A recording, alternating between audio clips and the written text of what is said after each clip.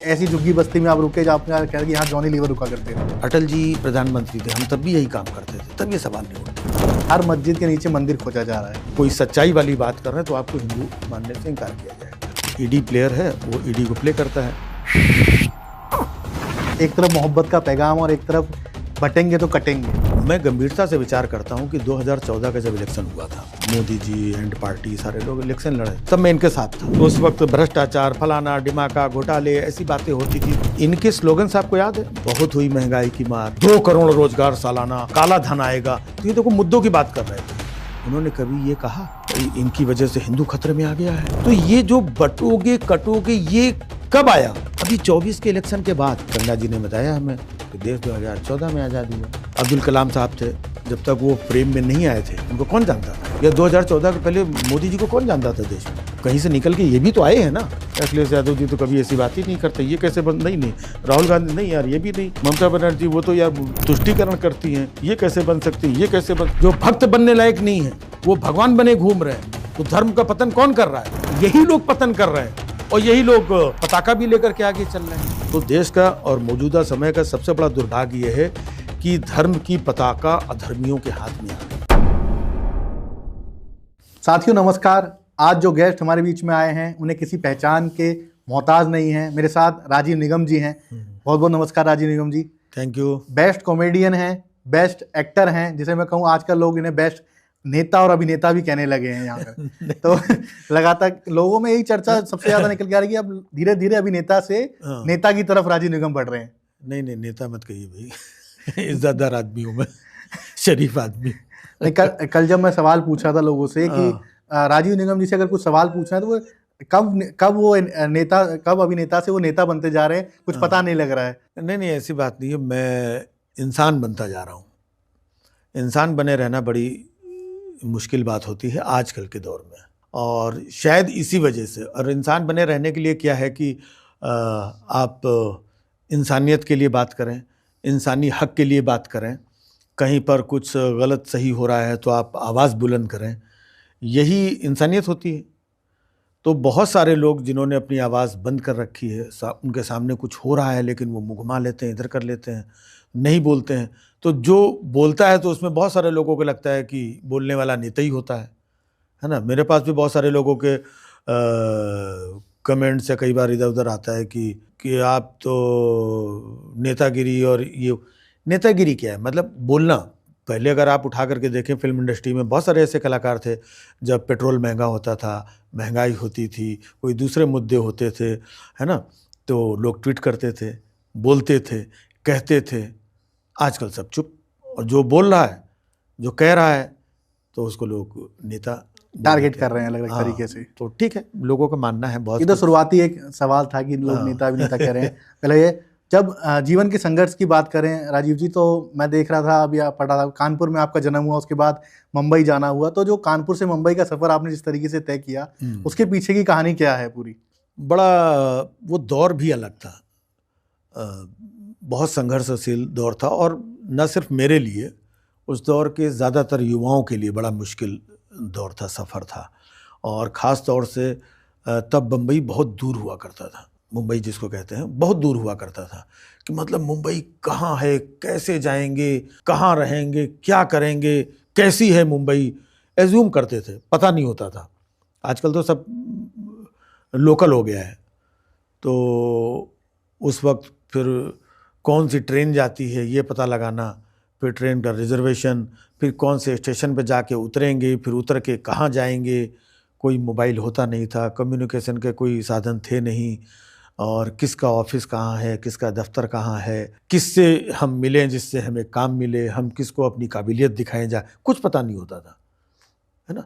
तो वो बहुत संघर्ष का दौर था, बहुत ज्यादा संघर्ष। पिताजी चाहते थे कि आप डॉक्टर बने, लेकिन आपने रास्ता चुना कि नहीं, मेरे को तो जो अपना अंदाज है। मैं एक खबर पढ़ रहा था अभी न्यूज में, तो उसमें कि चाय समोसे के लिए प्रचार करते करते आप सीधा अब अखिलेश यादव, राहुल गांधी, तमाम बड़े नेताओं के साथ प्रचार करते हुए दिखते हैं, जैसे कहें कि अपने विचार व्यक्त करते हुए दिखते हैं।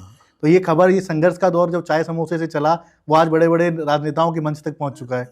हाँ, ये एक देखा जाए तो जैसे भी आपने बोला ना कि अभिनेता से नेता बनते जा रहे हैं, लेकिन अगर ये चीज़ जब मैं कभी याद करता हूँ तो ऐसा लगता है नया कुछ नहीं, बहुत पुरानी चीज़ है ना। मुंबई जाने के पहले तो उस वक्त इलेक्शन पर्व हुआ करता था, रिक्शे पे भोंपू लगा हुआ है और लोग जा रहे हैं, वो बिल्ले बांटा करते थे, है ना, टोपियाँ, तो बड़ा हम लोग छोटे थे, बड़ा उत्साह होता था, है ना, किसी भी पार्टी का बिल्ला मिल जाए, बिल्ला ले लेते थे, टोपी मिल जाए, हाँ टोपी मिल जाए, है ना, झंडे, बैनर, तो ऐसे ही हम लोग खुश रहा करते थे। तो उस वक्त एक बोलने का बड़ा शौक था। तो जैसे पहले कई घरों में अखंड रामायण होती थी, तो ऐसे माइक लगते थे 24 घंटे, तो सिर्फ माइक पे बोलने की वजह से हम लोग रामायण पढ़ने जाते थे, है ना। और कहीं कहीं पर माइक लगा होता था, तब तो कुछ आता नहीं था, तो बस इधर उधर देखा, हेलो हेलो हेलो हेलो, बस इतना ही बोल के भाग जाते थे। मतलब इतना तो लगता है कि कहीं ना कहीं अनकॉन्शियसली जो है दिमाग में माइक के प्रति कुछ रहा होगा। तो जब चुनाव प्रचार होता था, रिक्शे विक्शे में कोई दल के आसपास के लोग, है ना, तो मैं उनको रिक्वेस्ट कर, भैया मैं ज़रा बोलूँ, तो बोलता रहता था, जो लिखा, आपके क्षेत्र के निडर कर्मठ आपके अपने युवा साथी, तो भाइयों इनके फलाने निशान पे मुहर लगा करके भारी मतों से विजयी बनाए। उसका एक अपना मजा था। तो वो मज़ा आता था, घूमते रहते थे, तो कहीं पर ब्रेक होता था तो बोलते थे भैया चलो आओ चाय पी लेते हैं, समोसा खा लेते हैं। तो वो चाय समोसा भी होता था, बोलते करते थे। तो कहीं ना कहीं फिर तब तो वो शौकिया था, फिर वो हमारा प्रोफेशन बना, जो हमने बाद में परफॉर्म करना शुरू किया और टीवी पे काम करना शुरू किया। और उसके बाद दौर घूम करके फिर ऐसा आया कि ऐसी व्यवस्था बदली कि जहाँ पर हमारे माइक पे रोक लगी कि माइक पे आप नहीं बोल सकते हैं, या माइक पे आप ये नहीं बोल सकते हैं, माइक पे वो नहीं बोल सकते हैं। तब फिर अंदर से कोई एक आवाज़ निकली कि नहीं यार, ऐसा कैसे, ये हमारा हिंदुस्तान है, हमारे हिंदुस्तान को इतने सालों के संघर्ष में कितने लोगों की आहुति दे करके आज़ादी दिलाई गई, सिर्फ इसीलिए कि हम अपनी आवाज़, अपनी चीज़ों को हम अपने देशवासियों के सामने हम रख सकें, और वहाँ पे पाबंदी लग रही है। तो वो धीरे धीरे आवाज़ हमने मुद्दों पे, इश्यूज़ पे, जहाँ पर गलत बातें होती थी वो उठानी, बोलनी, कहनी। फिर और माध्यम आ गए, यूट्यूब आ गया, ट्विटर आ गया, तो लोगों को मेरी बातें अच्छी लगने लगी, लोगों को लगा कि भाई ये जायज़ बात है, तो लोग जुड़ते गए। उसी बीच में कई बार लोग ये बात भी बोल देते हैं कि यार नेता भी क्या होता है, नेता भी एक आम लोगों की आवाज़ बन करके सामने आता है। तो आम लोगों की जो आवाज़ बने, जहाँ पर बहुत सारी आवाज़ें खामोश हैं, तो उस आवाज़ को बुलंद करना, वो एक अभिनेता होने के साथ साथ में, एक जिम्मेदार नागरिक होने के साथ में मुझे लगता है कि ये ज़रूरी है, तो मैं बोलता हूँ। जब आप 340 रुपये लेकर मुंबई पहुँचे, उसके बाद जब आपने बताया उसमें कई जगह कि मैंने एक नाई की दुकान पर, सैलून जिसे कहते हैं, कि सैलून में काम किया, उसके बाद एक ऐसी झुग्गी बस्ती में आप रुके जहाँ आपने कह रहे कि यहाँ जॉनी लीवर रुका करते थे। तो वहाँ आपका उस वक्त वो सोचना क्या था, क्या मैं जॉनी लीवर की तरह एकदम बन जाऊंगा, या किस तरह कॉमेडियन बनने का जो ख्वाब था वो जॉनी लीवर से आया क्या? जॉनी लीवर हमारे पितामह हैं, हमारे लिए एकदम देवतुल्य हैं वो। और आज मुंबई में मेरा कोई आदर्श नहीं रहा, कोई गॉडफादर नहीं रहा, कोई गुरु नहीं रहा, लेकिन हम एकलव्य की तरह उनको हम मानते रहे, करते रहे। और ये सौभाग्य की बात थी कि जिस एरिया में मैं गया रहने के लिए, तो वहाँ पर जाकर के मालूम हुआ कि जॉनी लीवर साहब भी यहीं इसी स्लम में रहते थे, वो फलाना घर था वहाँ रहते थे। तो हमने कहा अच्छा, तो उनके कुछ पुराने साथी मिलते थे जिन बचपन के उनके, तो तमाम लोग बताना, अरे जॉनी इधर ही रहते थे, ये करते थे, हम लोग रात में ये बोलते थे, दिन में ये करते थे, मेरे यहाँ खाता था, मेरे यहाँ बैठता था। तो मुझे बड़ा अटैचमेंट हुआ, तो उनको मैं एडमायर करता था, आज भी उनको एडमायर करता हूँ। Is such a wonderful person. अगर जो इंसान की परिभाषा होनी चाहिए सही तरीके से, मुकम्मल तरीके से, वो परिभाषा को वो परिभाषित करते हैं। बहुत अच्छे कलाकार हैं, बेहद अच्छे इंसान हैं, और लोगों के सुख दुख में, चीज़ों में खड़े रहना, और इतने बड़े सेलिब्रिटी होकर के एक आम इंसान के तरह रहना, छोटे बड़े का भेद ना होना, सबके दुख सुख में काम आना, वो एक अद्भुत है। और मेरे लिए बड़े सौभाग्य की बात रही कि उसी क्षेत्र में मुझे रहने का, फील्ड में जहाँ वो रहते थे वहाँ रहने का मौका मिला। और वहीं पर एक सैलून हुआ करता था, नेचुरल हेयर सैलून, जो हमारे रायबरेली के एक सिराज भाई हैं, तो उनको भी मैं बहुत मानता हूँ, बहुत आज भी हमारी उनके साथ बहुत अच्छी मित्रता है, पारिवारिक रिलेशन है। तो शुरुआत में गया तो उस वक्त बहुत मुश्किल दौर था, कहाँ रहे आदमी, पैसे होते नहीं थे, काम होता नहीं था, तो वहाँ पे कोई अगर सहयोग कर देता था तो वो बहुत बड़ी बात थी। तो सिराज भाई ने हमारा बहुत सहयोग किया। जब हम बम्बई कानपुर आते थे और यहाँ से हम फिर अपना बैग ले करके, अब कहाँ जाएं यार, बम्बई लैंड तो करके हम जाऊँ कहाँ, तो उन्हीं की दुकान के पास सामान लेके खड़े हो जाते थे। तो वो कम से कम, अरे निगम साहब आइए, हम निगम साहब ही बोलते हैं हमें, तो बैठालते थे, चाय पानी कराते थे। फिर वो उनका हेडेक होता था कि यार ये आगे इनको कहाँ रखूँ मैं। तो फिर मुझे कहते थे कोई चिंता मत करो, हमारे ये कारीगर वो फला जगह रहते हैं, वहीं पर तुम सामान रख लो वहीं। तो ऐसे हमको वो सहयोग करते थे, तो मैं उनको सहयोग करता था, तो वो मेरा इतना सहयोग करते थे। तो कई बार एक बार उनके फादर का इंतकाल हो गया, तो अचानक उनको दुकान छोड़ के जाना पड़ा। तो अब ये हुआ कि दुकान कितने दिन बंद रहे, कैसे क्या हो। तो उन्होंने मुझसे रिक्वेस्ट किया कि राजू तुम जरा ये संभाल लेना। तो हमने उनकी दुकान को, जब तक वो आ नहीं गए तब तक मैंने उसको संभाला। तो और मुझे कोई काम, कोई चीज़, कोई व्यक्ति, कोई छोटा, कोई बड़ा, कोई जात, ये सब कोई भेदभाव चीज़ें था। आज का जो माहौल चल रहा है उसमें ये एक सीख है। हाँ, आज का जो सांप्रदायिक माहौल तमाम तो वही फैला रहा है, उसके लिए भी एक सीख है आपकी। वही देखा कि वो सिराज भाई, और उनका हमने उतने दिन हमने काम उनका संभाला, कारीगर हुआ करते थे। तो उस दुकान में काम क्या करना, मतलब एक जिम्मेदारी निभाना, क्योंकि उन्होंने मेरा सहयोग किया तो मेरा फ़र्ज बनता था, अगर वो मुसीबत में है तो मैं उनके लिए खड़ा रहूं। वहाँ एक मेरा अड्डा बना, तो वहाँ से फिर मैं स्ट्रगल करने के लिए अंधेरी और दूसरे इलाकों में जाया करता था। तो वो हमारा एक केंद्र बिंदु था, वो सैलून।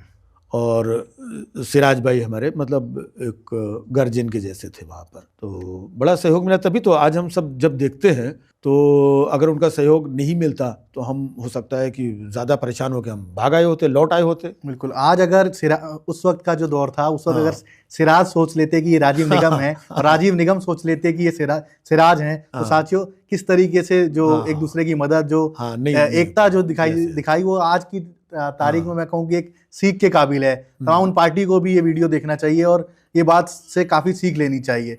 इसी बात को आगे बढ़ाते हुए, जब मैं पढ़ रहा था उसके बारे में, तो मुझे पता लगता है कि लोग कहते हैं कि ये एक कॉमेडियन है, ये एक स्वतंत्र आवाज़ है। क्या स्वतंत्र आवाज़ों को, क्या एक कॉमेडियन को, क्या लोगों को, जो लोगों के मन को भाते हैं, उनको किसी राजनीतिक पार्टी का मंच शेयर करना चाहिए या नहीं करना चाहिए? क्या किसी राजनीतिक सत्ता के साथ उनको किसी सहयोग करना चाहिए? क्या ये सवाल जो जनता से, या कहूँ मैं राइट विंग से जो उठते हैं, क्या ये सही है या गलत है? देखिए, लोग हैं तरह तरह के सवाल करेंगे, लेकिन अगर देखा जाए तो हम अब से कुछ समय पहले तक तो ऐसा माहौल नहीं था, कभी किसी ने ऐसे सवाल नहीं किए। हम तब भी यही काम करते थे, तब क्यों सवाल नहीं उठते थे? इससे पहले की जो सरकारें थी, जब यूपीए की सरकार थी, हम तब भी यही काम करते थे। अटल जी प्रधानमंत्री थे, हम तब भी यही काम करते थे, तब ये सवाल नहीं उठते थे। तो ये सवाल उठाने वाले भी वही लोग हैं जो अपनी सुविधा के हिसाब से सवाल उठाते हैं। और दूसरी बात, माहौल नो डाउट खुले तौर पे देश के बहुत सारे हिस्सों में बहुत सारे लोग इस बात को स्वीकार करते हैं कि मामला कई चीज़ों में बढ़ गया है, इनका मेरा, तेरा, तेरा मेरा, ये हिस्सा वो हिस्सा। तो जब बढ़ गया है तो बहुत सारे लोग प्रभावित हुए हैं।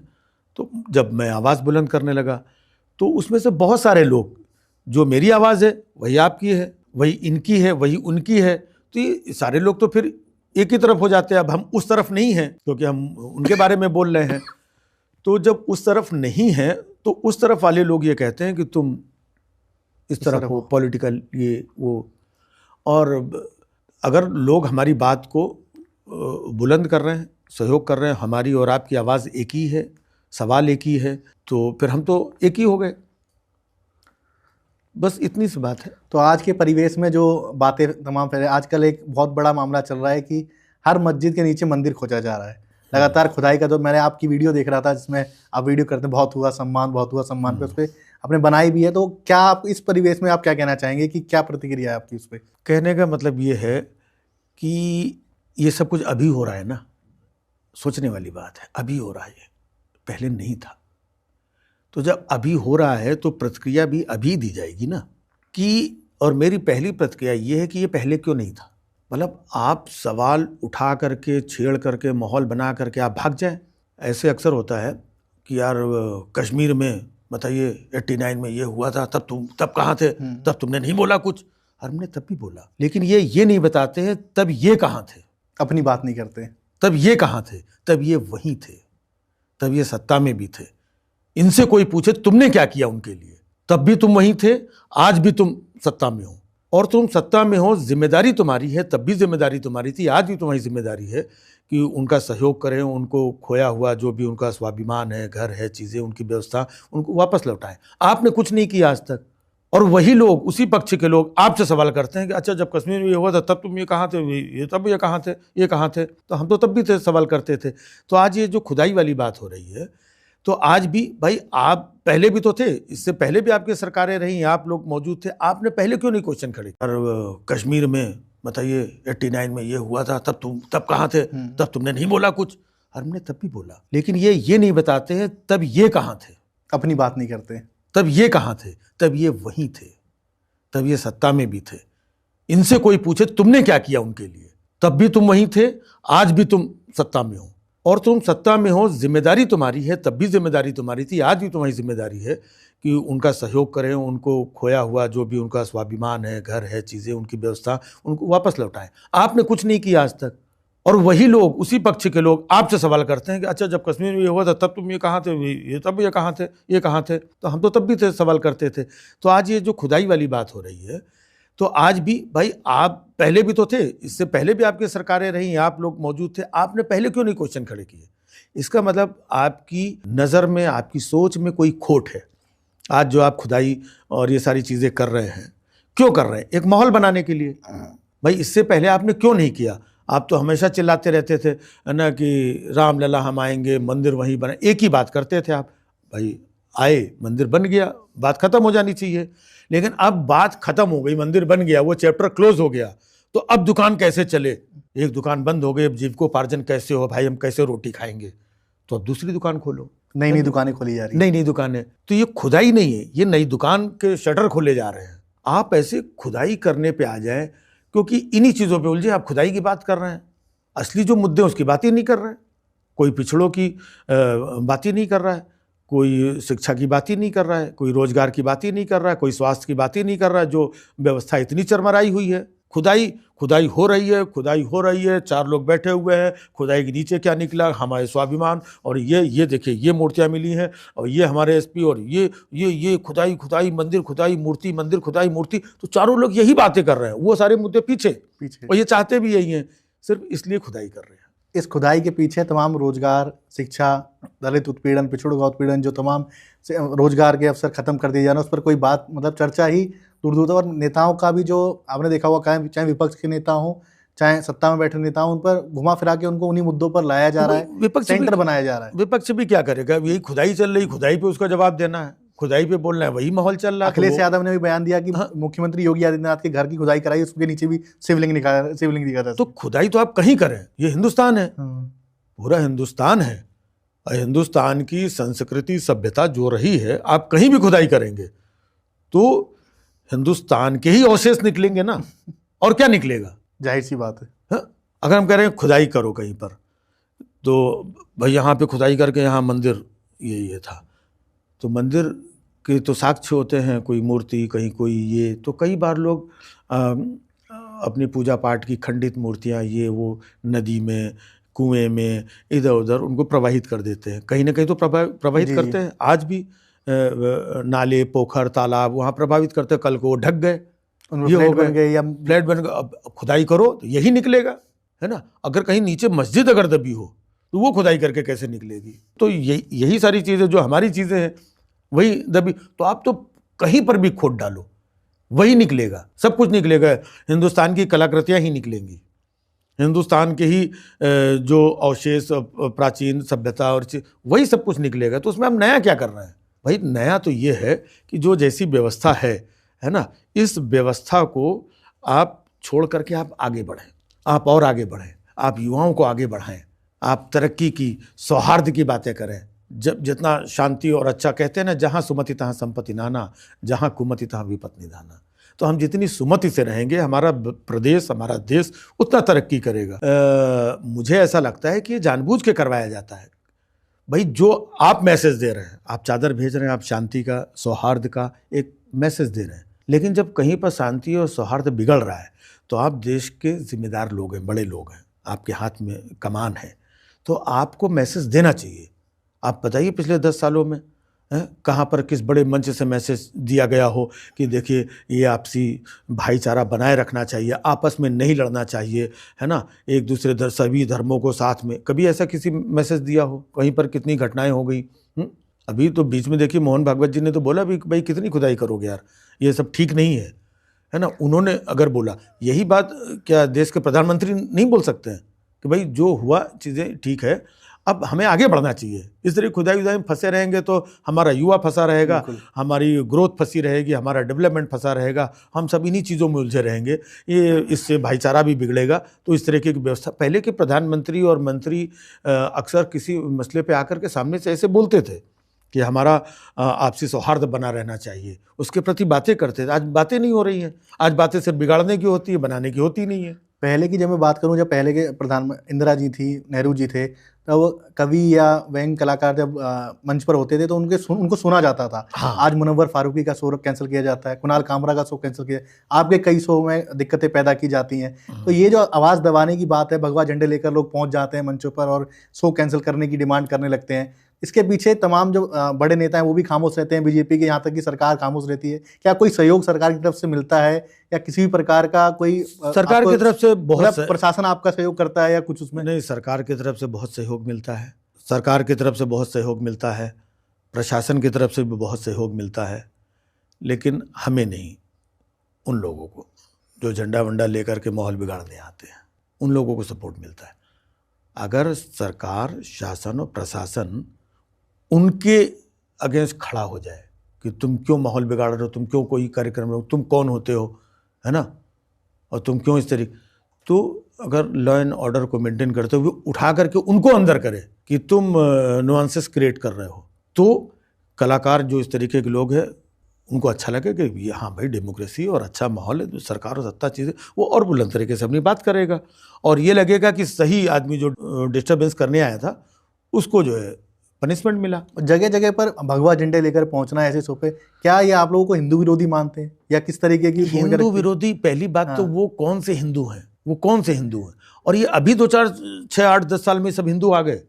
ये हिंदुओं का देश है, हमेशा से हिंदू रहे हैं, सब कोई है, हम भी हिंदू, आप भी हिंदू, ये भी हिंदू, वो भी हिंदू, सब हिंदू। तो ये अचानक से ये वाले कौन से हिंदू आ गए? हिंदू खतरे में। और सबसे हिंदू खतरे में क्या है? इन्हीं की वजह से हिंदू खतरे में है।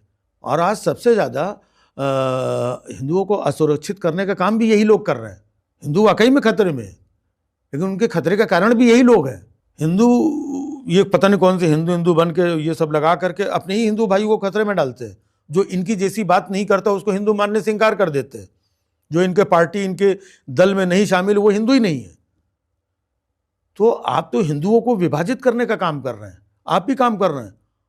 और ये दोहरा चरित्र, एक तरफ हम हिंदुओं के हित में भी लड़ रहे हैं, हिंदुओं को जो खतरा है उसको भी हम टाल रहे हैं, और दूसरी बात हिंदुओं को ही आप जो है, कितने हिंदुओं, मेरे साथ कितने लोगों को देखा है, जैसे हम कोई बात करते हैं, अरे तू तो हिंदुओं के नाम पे कलंक है ना, कमेंट में आते हैं। हाँ, कई बार हमारे सरनेम से जुड़े हुए लोग, पहले तो लोग होता था ना एक दूसरे का, अरे आप गुप्ता जी हैं, अरे कहाँ के गुप्ता, अच्छा यहाँ, तो एक आदमी को एक ऐसे ही हो जाता था, अरे आप निगम हैं, आप कायस्थ हैं, है ना, अच्छा आप बनिया हैं, तो एक दूसरे को ऐसे ही, अच्छा आप यूपी से हैं, एक दूसरे को ऐसे ही प्यार मोहब्बत हो जाता था। बम्बई में, अच्छा आप भी यूपी, अच्छा कानपुर से हैं, ऐसे ही प्यार हो जाता था, कोई जात बिरादर किसी चीज़ का कोई लेना देना नहीं।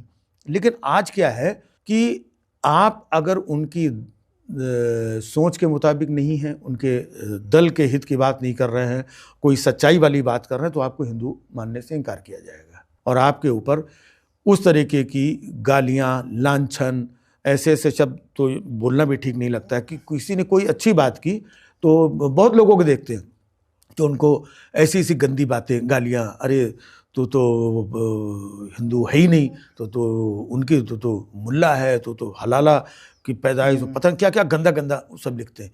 तो एक जो अच्छा और सच्चा हिंदू है, संस्कारी हिंदू है, जो धर्म कर्म भी करता है, समाज को भी साथ में लेके चलता है, अपने माँ बाप की सेवा करता है ना, व्रत भी रहता है, पूजा भी करता है, सब एक ऐसा संस्कारी हिंदू, उसको कोई आ करके इस तरीके से चार गालियां देकर, इनकी नज़र में हिंदुओं की परिभाषा ही रह गई कि मुसलमानों का विरोध सिर्फ हिंदुओं की परिभाषा रह गई है। बस तो वो कर देने से तो भाई एक जो सच्चा और अच्छा नागरिक है, ह्यूमन है, तो इस तरीके से जब बांट दिया गया है और समाज में कहीं ना कहीं नफरत, झूठ, फरेब, ये पिछले काफ़ी समय से काफ़ी बढ़ गया है, घृणा, ये सब बढ़ गई है, तो उससे कहीं ना कहीं टूटन बिखरन चीज़ें तो समाज में आया है, तो उसको कहीं ना कहीं जोड़ने की आवश्यकता है।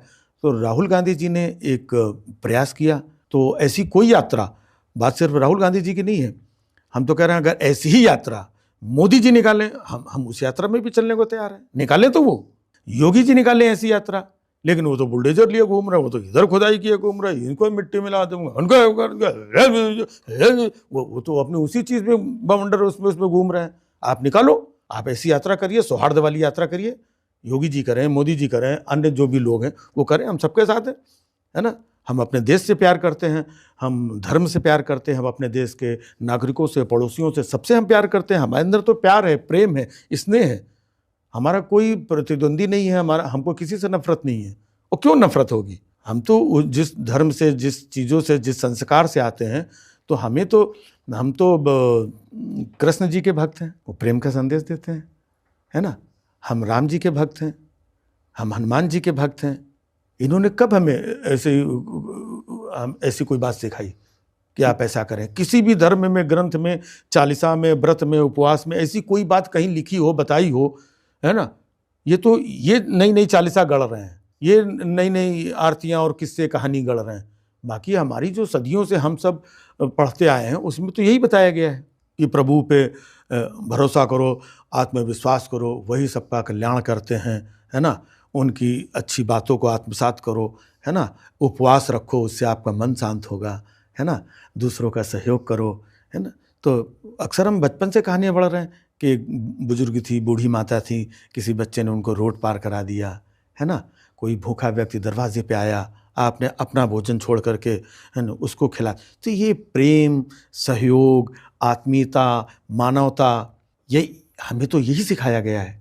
तो अगर इस प्रेम की बात, है ना, जोड़ने की बात कोई भी करता है, तो मैं किसी के भी साथ हूं। मैं, आप लोग भी आइए, करिए अगर इस तरीके से। एक तरफ मोहब्बत का पैगाम और एक तरफ बटेंगे तो कटेंगे, बटेंगे कटेंगे। अब एक बड़ी अच्छी बात मुझे समझ में आई, ये हिंदू खतरे में है, बटेंगे तो कटेंगे, इसका मतलब ये है कि कहीं ना कहीं मामला गड़बड़ हुआ है, तभी तो ये बोल रहे हैं कि अरे बटोगे तो कटोगे, है ना। लेकिन अब मैं गंभीरता से विचार करता हूँ कि 2014 का जब इलेक्शन हुआ था, जब मोदी जी एंड पार्टी सारे लोग इलेक्शन लड़े, तब मैं इनके साथ था। इनके साथ क्या था, मैंने बताया ना कि मैं सरकार के खिलाफ रहता हूँ। तो उस वक्त की जो मौजूदा सरकार थी, यूपीए सरकार थी, तो उस वक्त भ्रष्टाचार, फलाना डिमाका, घोटाले, ऐसी बातें होती थी। 10 साल उस सरकार से, तो मैंने उस सरकार को, गवर्नमेंट को बहुत क्रिटिसाइज़ किया, पता नहीं क्या क्या लिखा और बोला। और ये लोग नए आए तो हमने कहा यार इनको आना चाहिए, इनको चेंज करना चाहिए, तो ये कुछ नया कुछ करेंगे, तो हम इनके साथ अच्छे दिन आएंगे, बहुत सारी बातें की। तो जब ये 14 में आए, तो इनके स्लोगन्स आपको याद है, बहुत हुई महंगाई की मार, बहुत हुई महंगे डीजल पेट्रोल की मार, रामदेव ने एक बयान, है ना, और अब 2 करोड़ रोजगार सालाना और काला धन आएगा। तो ये देखो मुद्दों की बात कर रहे थे। उन्होंने कभी ये कहा कि ये यूपीए सरकार 10 साल से, इनकी वजह से हिंदू खतरे में आ गया है, बटोगे तो कटोगे। इसका मतलब तब ऐसी स्थिति नहीं थी। अगर होती तो ये लोग 14 में यही आवाज़ उठाते, तब आवाज़ नहीं उठाई इन्होंने। तो कांग्रेस ने, यूपीए सरकार ने इनको ऐसी सरकार चीज़ें नहीं दी थी कि जहाँ पे नफरत, बटोगे, ऐसी कोई स्थिति नहीं थी। महंगाई थी, है ना, भ्रष्टाचार भी था और काला धन भी था, तो उन सब मुद्दों पे बात हुई। तो ये जो बटोगे कटोगे, ये कब आया? अभी 24 के इलेक्शन के बाद, इन्हीं के 10 साल के शासन के बाद। तो खतरे में हिंदू कब आया? इन्हीं के शासनकाल में आया। तो अब ये किस दूसरे के ऊपर क्या दोष दे रहे हैं?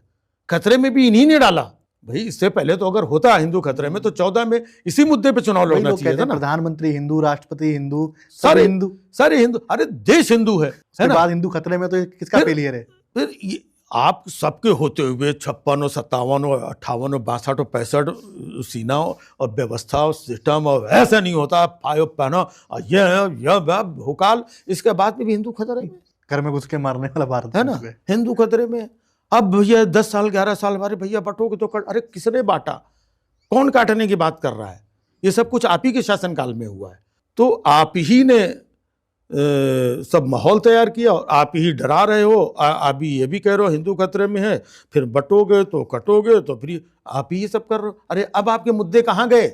महंगाई वाली, अब महंगाई की बात नहीं करते आप। काला धन आएगा तो इतना ही, आप काला धन बात ही नहीं कर रहे हैं। आपके शासनकाल में 3 गुना हो चुका है काला धन विदेशों में, उसकी बात ही नहीं कर रहे हैं आप।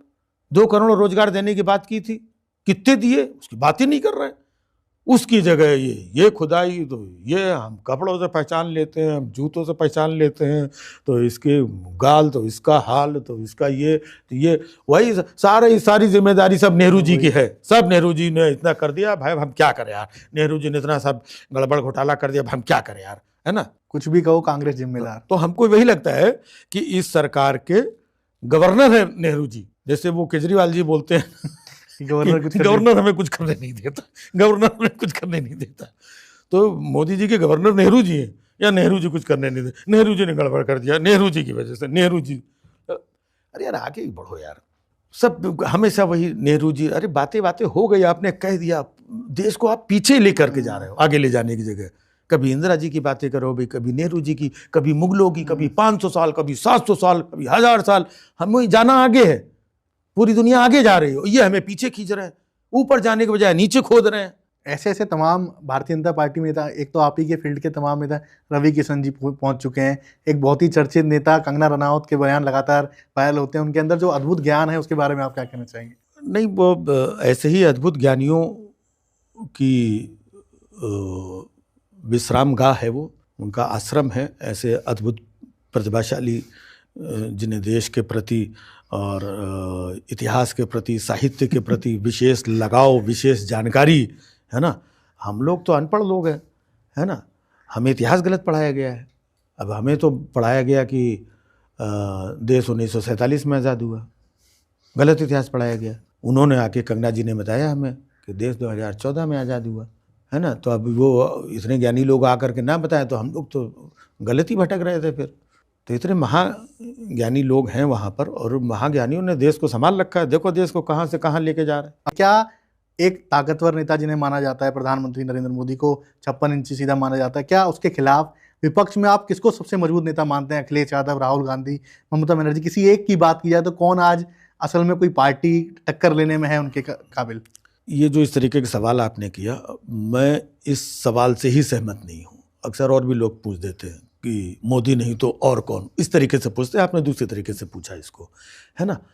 ये 150 करोड़ लोगों का देश है, ये साधकों का, संतों का, ज्ञानियों का, पढ़े लिखों का, साहित्यकारों का, काबिलों का, नेताओं का, है ना, तपस्वियों का देश है। और लानत है कि इस 150 करोड़ के देश में अगर हमें एक व्यक्ति नहीं मिल रहा है। ऐसा नहीं है, जब आप खोजने समय मौका आएगा ना, तो यहाँ पर लाखों की तादाद में ऐसे लोग हैं, काबिल लोग हैं, सक्षम लोग हैं, जो देश को इस माहौल से कहीं दूर ले जा सकते हैं। ऐसे बहुत सारे लोग हैं, सिर्फ एक अकेले मोदी जी नहीं हैं, या विपक्ष में हम किसी एक नेता का नाम लें, ऐसा नहीं है। बहुत काबिल लोग हैं, जब जब मौका मिला है। आप देखिए, हमारे जो अब्दुल कलाम साहब थे, जब तक वो फ्रेम में नहीं आए थे, उनको कौन जानता था? कोई नहीं जानता था। कोई नहीं जानता। लेकिन जब वो आए, उन्होंने कहाँ से कहाँ पहुँचाया। वो अननोन थे, सामने आए। मनमोहन सिंह जी, वो कोई चुनाव लड़ने, प्रधानमंत्री बनाने और भाई और बहनों गला चीखने चिल्लाने नहीं गए थे कहीं पर। समय आया, निकल करके आए और देश को उन्होंने बेस्ट सेवाएं दी। ऐसे बहुत सारे लोग हैं देश में। या 2014 के पहले मोदी जी को कौन जानता था देश में? कहीं से निकल के ये भी तो आए हैं ना। तो यहाँ पर कूट, छल, फरेब, मार्केटिंग, व्यापार, इमेज चमकाओ, दूसरे की दूषित करो, ये दूषित वातावरण तैयार करके एक छवि बना दी गई है कि भाई यही है मतलब अहम यही कर सकता है। इतना बड़ा तो कोई दिख ही नहीं रहा यार वाला कोई है ही नहीं। ये तो बहुत सिंपल सा आदमी है। अखिलेश यादव जी तो कभी ऐसी बात ही नहीं करते। ये कैसे बन, नहीं राहुल गांधी नहीं यार, ये भी नहीं। ममता बनर्जी वो तो यार तुष्टीकरण करती हैं, ये कैसे बन सकती हैं, ये कैसे बन, अरे एक से काबिल लोग पड़े हुए इस देश में। देश को आगे ले जाने वाले, देश का नेतृत्व करने वाले लोगों की कमी नहीं है, लेकिन अभी ज़रूरत है इस तरीके की दूषित माहौल से, भ्रमित माहौल से बाहर निकलने की। जिस दिन हम ये थोड़ा शीशा साफ होगा ना, बहुत सारे चेहरे दिखाई पड़ेंगे। मैं सवाल ले रहा था तो जो कमेंट आए हैं मेरे पास आपके, कल जब मैंने ट्वीट किया था उसमें लोगों ने कई सवाल पूछे कि अगर चुनाव लड़ने का मौका मिला या कोई ऐसा हुआ तो किस पार्टी से आप चुनाव लड़ना चाहेंगे? अब ये बड़ा सवाल ये हो जाता है, क्योंकि अभी तक हम एक कलाकार हैं, हमने कभी ये सब सोचा ही नहीं। तमाम कलाकार राजनीति में आ चुके हैं। नहीं, तमाम कलाकार राजनीति में आ चुके हैं, तो उनकी सोच में था। अगर आप देखें उनकी सोच में था, उनकी हरकतों में था।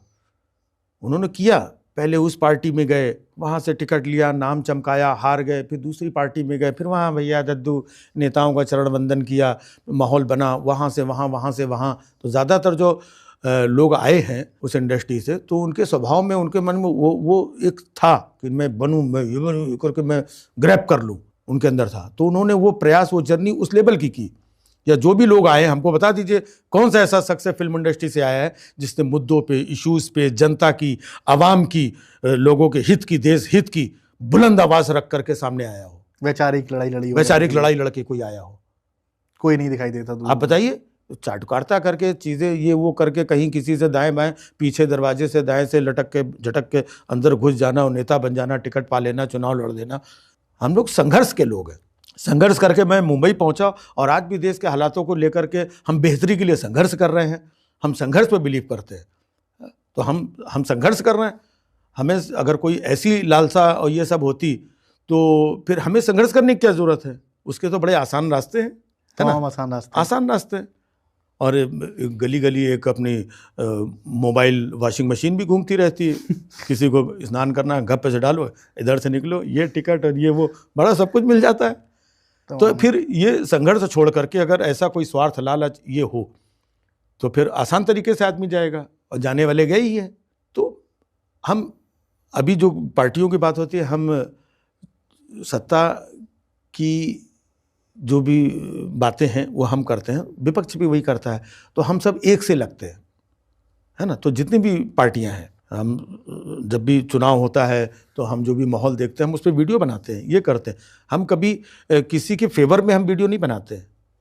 हम जो हुकूमत, अच्छाई बुराई जो चीज़ें देखते हैं हम वो बनाते हैं, हम वो करते हैं। और मौका मिला कभी, तो अभी तक ऐसा विचार था नहीं, लेकिन कभी कभी ऐसा लगता है कि जब आप धीरे धीरे इन सब बातों को, तो लोग ऐसा सोचने लगते हैं। तो हमारी भी तो कोई तैयारी होनी चाहिए। अगर हम मंच पे जाते हैं, हम शूटिंग पे जाते हैं, तो हम डायलॉग को, चीज़ों को पढ़ते हैं, उसको आत्मसात करते हैं, वैसी कॉस्ट्यूम पहनते हैं, वैसा विचार करते हैं, उस कैरेक्टर में हम जीते हैं, तब जाके वो चरित्र निभा पाते हैं। ओवरनाइट कोई टिकट देते हम जा नेताजी और सदरी पहन के खड़े हो गए। तो हम समाज को, चीज़ों को, स्थितियों को हम परख लें, हम जानें, हम सीखें। हमारे अंदर कोई ऐसी बात हो, जब कोई ऐसी भावना, कोई इच्छा जागृत होगी, तो उस वक्त जो समय माहौल होगा उसके हिसाब से देखा जाएगा। साथियों, आखिरी बात के साथ, या कहूँ मैं आखिरी चर्चा के साथ इस बात को ख़त्म करूँगा। मैंने एक जब कमेंट किया तो उसमें तमाम लोगों ने एक बात कही कि जब मैं राजीव जी से मिलूँ तो क्या बात करूँ और उनसे क्या चीज़ पूछूं। तो उसमें 2-4 कमेंट ऐसे आए कि तमाम लोग आपकी, जब सर बेटे की डेथ हुई उसको लेकर तमाम लोगों ने संवेदनाएं दी हैं उस कमेंट के अंदर, और एक वो किया है कि राजीव जी से जब मिलें तो कि हमें उस वक्त काफ़ी दुख हुआ, और उस चीज़ को लेकर वो पूरी प्रतिक्रिया थी जब आपके बेटे के साथ जो दुर्घटना हुई या चीज़ें हुई, उस वक्त जो पूरा दौर था उसको लेकर तमाम लोगों ने भावुक कमेंट किए। उसको लेकर मैं जनता की तरफ से आपसे कहना चाहूँगा कि पूरा देश उस दुख में आपके साथ तब भी शामिल था और आज भी उस चीज़ को बहुत गहराई से समझता है। यही तो धर्म है कि कोई दुखी है, कोई परेशान है, तो बाकी के लोग उसके लिए, सांत्वना के लिए, उसके सहयोग के लिए खड़े रहें, क्योंकि ये ऐसा समय है, ये दुख की घड़ियाँ सिर्फ ऐसा थोड़ी कि अकेले मेरे साथ आई हैं। आज मेरे साथ आई हैं, कल किसी और के साथ होंगी, परसों किसी और के साथ होंगी। ये तो सृष्टि का ये है। ऐसे मौक़ों पे ही तो हमें अपने धर्म की ज़रूरत होती है कि हम अपना धर्म निभा पाएँ।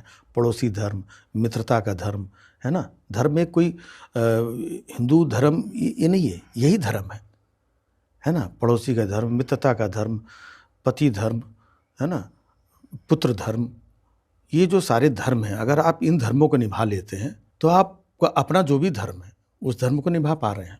कोई बात नहीं, ईश्वर की जो भी स्थितियाँ थी, मुझे बहुत लोगों का सहयोग मिला और उसमें उस कष्ट से, चीज़ों से धीरे धीरे बाहर निकला मैं।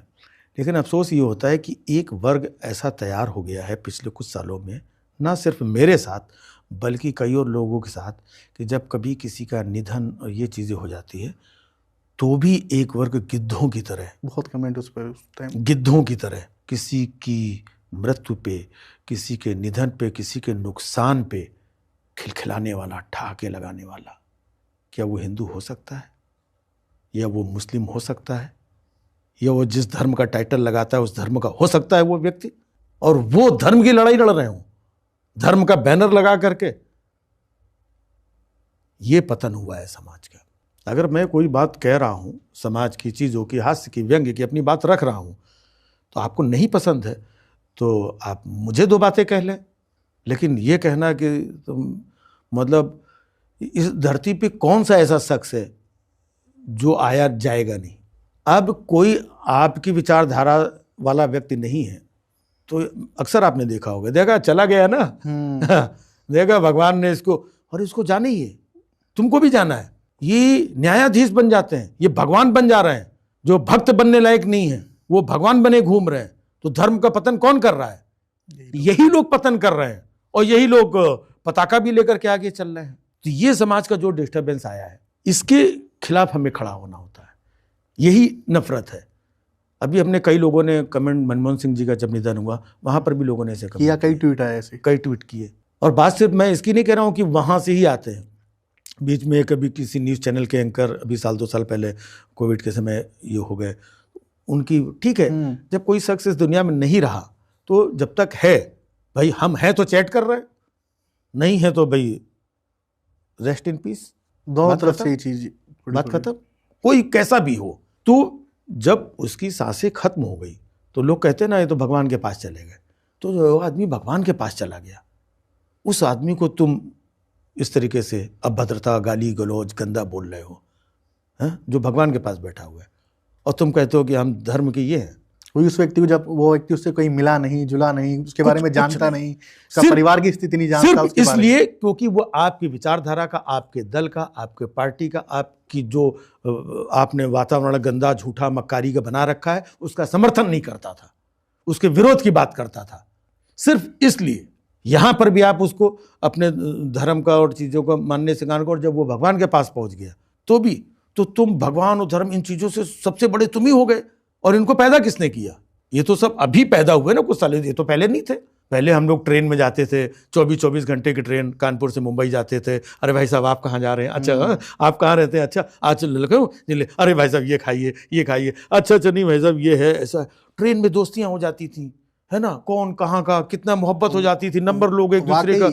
आजकल लोग देख रहे हैं कौन बिरयानी लेकर आया है, कौन क्या इस तरीके की चीजें देखी जा रही हैं। बताइए, खाने में कोई कहीं नॉनवेज तो नहीं लेके बैठा। हाँ। ये पहले नहीं था, सही में इस तरीके की कोई बात सोचता नहीं था, बातचीत शुरू करते थे, आप कहाँ से हैं, किस तरीके। ये आपसी सौहार्द जो है वो पूरा बिगड़ चुका है। धार्मिक लोग, अक्सर हम ट्रेन में जाते थे तो कुछ लोग होते थे धार्मिक, अब ट्रेन में जा रहे हैं, 24 घंटे की ट्रेन है, वो 5 वक्त के नमाजी हैं, तो बोलते थे भैया नमाज का टाइम हो गया, पढ़ ले भाई, पढ़ लो, हमें क्या 2 मिनट का काम है। फिर उठ करके अपना बैठ गया, हमारा क्या जाता है। वो अपने धर्म की चीज़ों को अगर कर रहा है तो कोई अच्छा धार्मिक आदमी अगर आपके आसपास है तो अच्छी बात है। अब वो कोई बैठा हुआ है और हम भी भाई हमारा टाइम हो गया 24 घंटे में, हम अपना ये चालसा पढ़ रहे हैं, ये कर रहे हैं, हमने कर लिया, भाई तुम्हें क्या प्रॉब्लम। तो ये अपने अपने धर्म पे अगर लोग चलें, आप अपने धर्म की इज्जत करते हैं तो आपके अंदर ऑटोमेटिक दूसरे धर्म की इज्जत आ जाएगी। ये वो लोग हैं जो अपने ही धर्म की इज्जत नहीं करते हैं, वो अधर्मी लोग हैं। तो देश का और मौजूदा समय का सबसे बड़ा दुर्भाग्य यह है कि धर्म की पताका अधर्मियों के हाथ में आ गई है। इससे बड़ा धर्म का क्षय और नुकसान और क्षति और क्या हो सकती है। और उसमें सामाजिकता को भी जोड़ लिया गया है, उसमें राष्ट्रवादिता को भी जोड़ लिया गया है, उसमें देशभक्ति और भावना, तो इन सारी चीज़ों का ये पूरा सामंजस्य तालमेल ही बिगाड़ दिया है। जो भारत की मूल भावना थी उसके साथ खिलवाड़ हो रहा है। तो हम जैसे राष्ट्र प्रेमियों के हृदय में कष्ट होता है। करोड़ों लोग हैं हमारे जैसे, किसी की आवाज़ पहुंच पाती है, किसी की नहीं पहुंच पाती है, लेकिन भावना यही है हमारी कि हमारा राष्ट्र, हमारा देश खुशहाल रहे, हमारे सारे देशवासी खुशहाल रहें। हम सब मिल कर के प्रेम मोहब्बत से हम देश की तरक्की के बारे में सोचें। आने वाले जो भविष्य है, बच्चे हैं, बच्चियां हैं, हम इनको एक अच्छा फ्यूचर दे पाएँ, देश हमारा खुशहाल हो, सब लोग आनंद से रहें, है ना, और भारत माता की जय होती रहे। यही तो भावना है, और क्या है। बहुत बहुत धन्यवाद राजीव जी।